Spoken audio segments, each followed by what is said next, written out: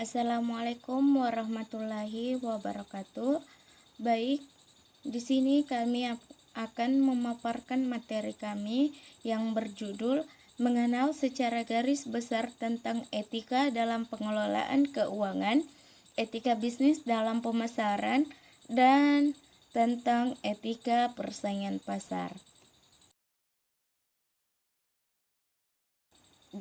Definisi dari etika bisnis. Etika bisnis adalah acuan bagi perusahaan dalam melaksanakan kegiatan usaha, termasuk dalam berinteraksi dengan pemangku kepentingan atau stakeholder. Nah, etika bisnis adalah studi yang dikhususkan mengenai moral yang benar dan salah. Studi ini berkonsentrasi pada standar moral sebagaimana ditetapkan dalam kebijakan, institusi, dan perilaku bisnis.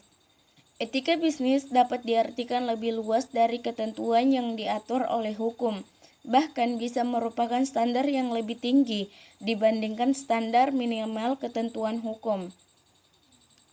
Karena dalam kegiatan bisnis seringkali kita temukan transaksi dan kegiatan yang tidak diatur oleh ketentuan hukum. Tidak bisa dipungkiri, tindakan yang tidak etis yang dilakukan oleh perusahaan akan memancing tindakan balasan dari konsumen dan masyarakat, sehingga akan kontraproduktif. Misalnya melalui gerakan pemboikotan, larangan beredar, larangan beroperasi, dan lain sebagainya. Hal ini akan dapat menurunkan nilai penjualan maupun nilai perusahaan. Sedangkan perusahaan yang menjunjung tinggi nilai etika bisnis pada umumnya termasuk perusahaan yang memiliki peringkat kepuasan bekerja yang tinggi pula, terutama apabila perusahaan tidak mentolerir tindakan yang tidak etis, misalnya diskriminasi dalam sistem jenjang karir. Nah, etika bisnis adalah cara-cara untuk melakukan kegiatan bisnis yang mencakup seluruh aspek yang berkaitan dengan individu, perusahaan, industri, dan juga masyarakat. Kesemuanya ini mencakup bagaimana kita menjalankan bisnis secara adil dan tidak tergantung pada kedudukan individu ataupun perusahaan di masyarakat. Etika bisnis dalam perusahaan memiliki peran yang sangat penting, yaitu untuk membentuk suatu perusahaan yang sangat kokoh dan memiliki daya saing yang tinggi serta mempunyai kemampuan menciptakan nilai atau value creation yang tinggi. Diperlukan suatu landasan yang kokoh. Nah, biasanya dimulai dari perencanaan strategi, organisasi yang baik, sistem prosedur dan transparan yang didukung oleh budaya perusahaan yang andal, serta etika perusahaan yang dilaksanakan secara konsisten dan konsekuen. Nah, di Indonesia penegakan etika bisnis dalam persaingan bisnis semakin berat. Kondisi ini semakin sulit dan kompleks karena banyaknya pelanggaran terhadap etika bisnis oleh para pelaku bisnis itu sendiri. Sedangkan pelanggaran etika bisnis tersebut tidak dapat diselesaikan melalui hukum karena sifatnya yang tidak terikat menurut hukum. Nah, persaingan usaha yang sehat akan menjamin keseimbangan antara hak produsen dan konsumen. Indikator dari persaingan yang sehat adalah tersedianya banyak produsen, harga pasar yang terbentuk antara permintaan dan penawaran pasar, dan peluang yang sama dari setiap usaha dalam bidang industri dan perdagangan. Adanya persaingan yang sehat akan menguntungkan semua pihak, termasuk konsumen dan pengusaha kecil dan produsen sendiri, karena akan menghindari terjadinya konsentrasi kekuatan pada satu atau beberapa usaha tertentu. Tanpa kepastian hukum, maka mekanisme pasar akan terancam. Permasalahan etika bisnis yang terjadi di perusahaan bervariasi antara fungsi perusahaan yang satu dan fungsi perusahaan yang lainnya. Hal ini terjadi karena operasi perusahaan sangat terspesialisasi dalam berbagai bidang profesi, sehingga setiap fungsi perusahaan cenderung memiliki masalah etika tersendiri.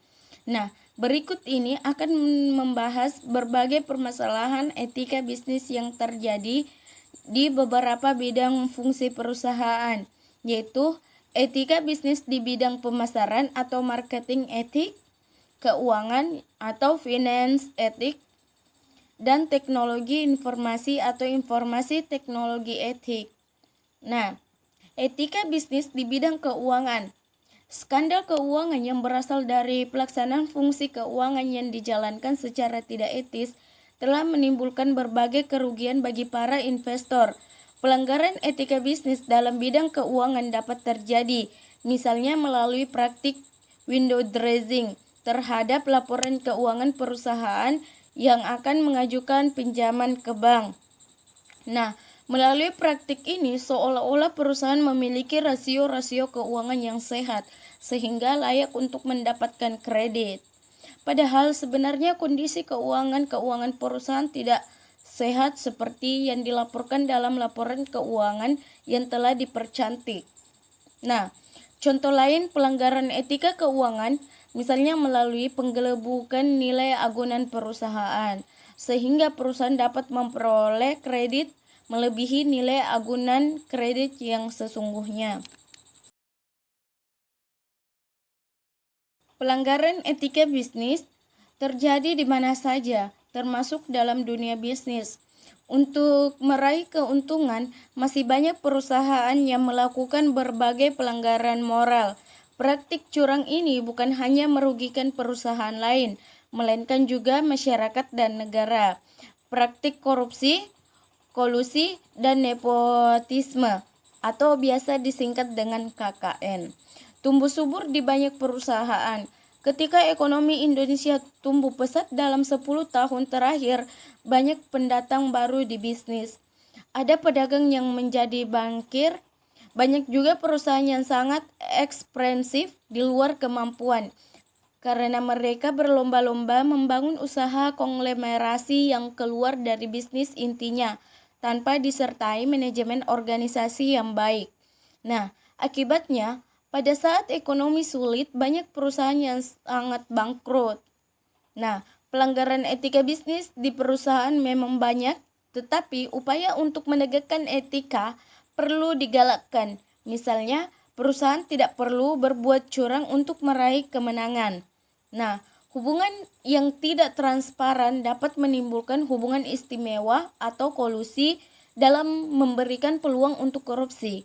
Banyak perusahaan-perusahaan yang melakukan pelanggaran, terutama dalam kinerja keuangan perusahaan, karena tidak lagi membudayakan etika bisnis agar orientasi strategik yang dipilih semakin baik. Sementara itu, hampir 61,9% dari 21 perusahaan makanan dan minuman yang terdaftar di BEJ tidak lengkap menyampaikan laporan keuangannya. Tingkat perhatian perusahaan terhadap perilaku etis juga sangat menentukan karena dalam jangka panjang, bila perusahaan tidak konkret terhadap perilaku etis, maka kelangsungan hidupnya akan terganggu dan akan berdampak pula.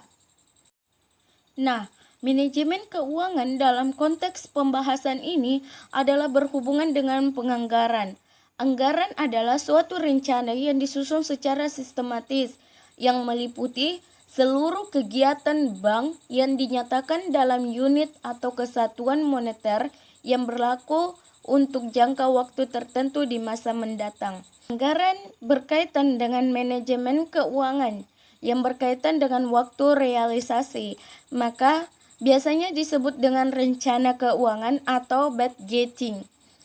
Rencana keuangan adalah rencana keuangan lembaga bisnis yang merupakan terjemahan program kerja lembaga bisnis ke dalam sasaran-sasaran atau target keuangan yang ingin dicapai dalam waktu tertentu. Nah, adapun sasaran-sasarannya yaitu yang pertama, setiap jenis tingkat kegiatan dan setiap jenis tingkat kegiatan yang ada pada suatu lembaga. Yang kedua yaitu penentuan rencana kerja dalam bentuk mata uang dan kesatuan kuantitatif lainnya dilakukan melalui sistematika dan logika yang dapat dipertanggungjawabkan. Yang ketiga itu rencana masing-masing dari setiap kesatuan usaha satu sama lain atau secara keseluruhan harus dapat berjalan dengan serasi. Yang keempat yaitu penyusunan rencana kerja. Perlu adanya partisipasi dari seluruh tingkatan manajemen sehingga pelaksanaan anggaran merupakan tanggung jawab seluruh anggota manajemen. Nah, yang kelima yaitu anggaran merupakan alat koordinasi yang ampuh bagi top manager dalam mengelola bank dalam rangka mencapai rencana yang telah ditetapkan. Yang keenam yaitu anggaran merupakan alat pengukur tingkat keberhasilan pelaksanaan rencana kerja sekaligus dipakai sebagai alat evaluasi dan penetapan tindak lanjut. Yang ketujuh atau yang terakhir ini yaitu anggaran merupakan alat pengawas dan pengendalian jalannya bisnis. Baik, selanjutnya materi akan dibacakan oleh Saudari Hesti.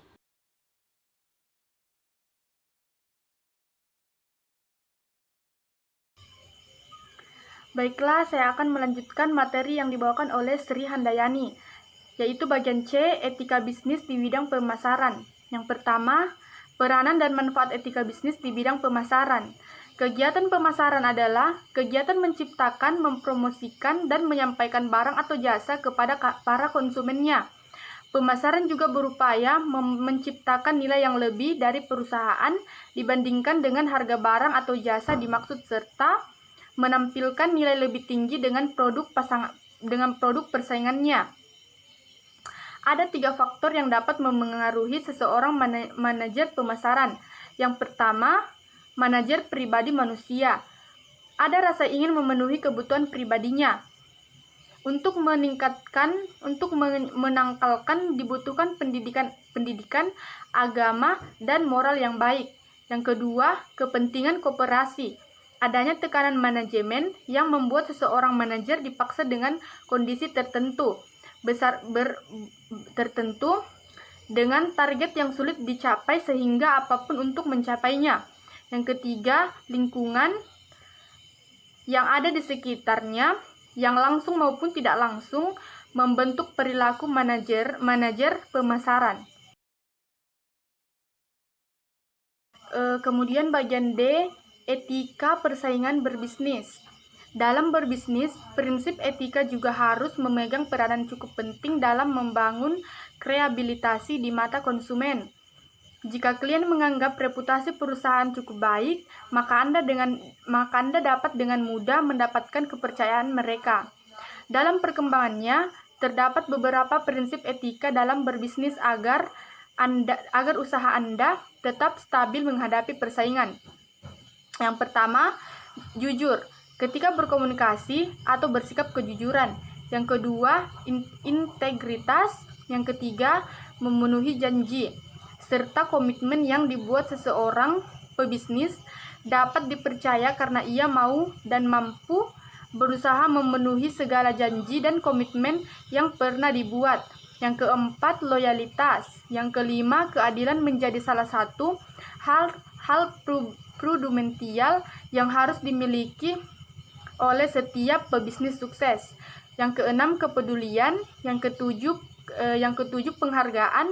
Yang kedelapan, memenuhi aturan. Yang kesembilan, jiwa kepemimpinan. Yang kesepuluh, menjaga reputasi. Itulah tadi pemaparan materi kami. Kurang dan lebihnya mohon dimaafkan. Dan saya akhiri dengan ucapan wabillahi taufiq wal hidayah. Wassalamualaikum warahmatullahi wabarakatuh.